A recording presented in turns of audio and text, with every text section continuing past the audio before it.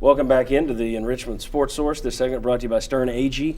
If you need help with your financial planning, turn to the experts at Stern Agee right here in Knoxville. You see their phone number. These are experts who know the importance of listening. Stern Agee believes their experts' ears are their most effective technology. That means not simply hearing what someone has to say, but understanding what they really mean. They do that. Give the guys at Stern Agee here in town a call to talk about your financial future. The great guys here, a great team at Stern Agee. All right. Back with Jimmy, Bob, David, and Shazan. We have at the top of this segment, I want to look at the SEC scoreboard from yesterday. Upsets all over the place. South Carolina loses to Tennessee. You've got Georgia losing to Vanderbilt, who in the second half was led by Patton Robinette, the former Maryville quarterback. So congratulations to him. I know his family's got to be happy. Florida, I think a lot of people expected them to pop Missouri's bubble. The Tigers are still undefeated. Texas A&M falls to Auburn. Oof. Arkansas crushed by Alabama. Ole Miss upsets LSU. The only team not upset yesterday, really, was Alabama. I mean, Missouri, I think a lot of people, like I say, expected Florida to win that one. Looking deeper into those games, we have some stats here. Look at this. I always talk about these turnovers. The winning team yesterday in all 6 games won the turnover battle. So all those upsets, you got turnovers that played a role in it in every one of those things. So that's just. I didn't realize Arkansas had rehired John L. Smith. Yeah, it sure looks like. Yeah.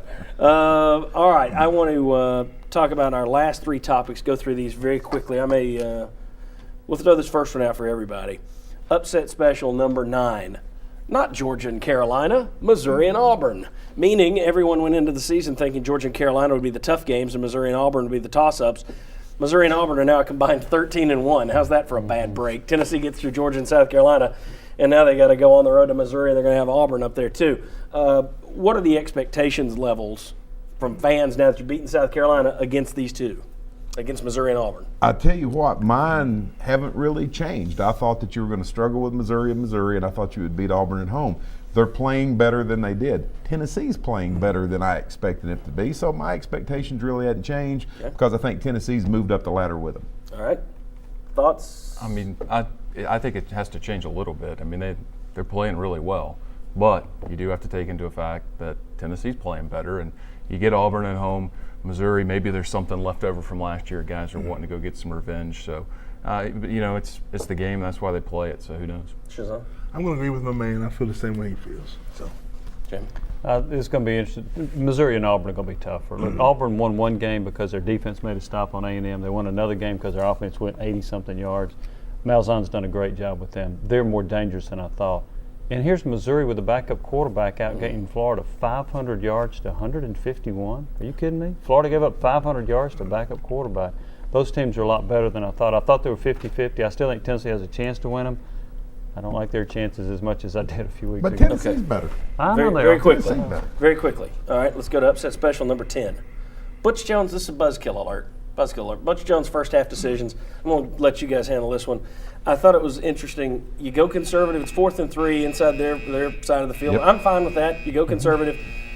But then at the end of the half, you're running the ball. You're not taking a knee. You're running the ball, and Neal almost gives it away. I was a little surprised. If you're going to be conservative early in the half, be conservative at the end of the half. I tell you what, if you're not going to try to gain yards, take the knee, get into victory formation. But you shouldn't call it that at the end of a half. Get in the end of the half formation. I think he's conservative at the end of halves.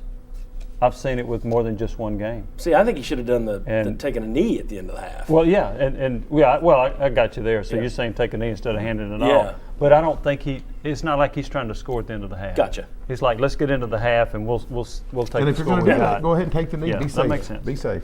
Okay, because that Neal thing could have been a serious change in the game. Take a knee, not a kneel. Yeah, that's right. Very quickly, guys.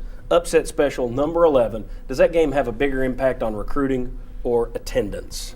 Well, it's easy attendance because the students weren't there, and hopefully they'll be there in the next time they play. You think so? All right. He says attendance. What do you think? also attendance, yeah, definitely. I think it's going to be. I think that's a.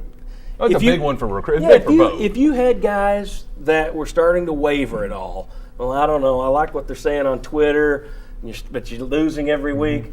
Now you could say, see where we're going. Come on, be on board. So I think it'll be recruiting. We'll see. Well, and the good thing about recruiting is you're going to say, hey, you have a chance to play.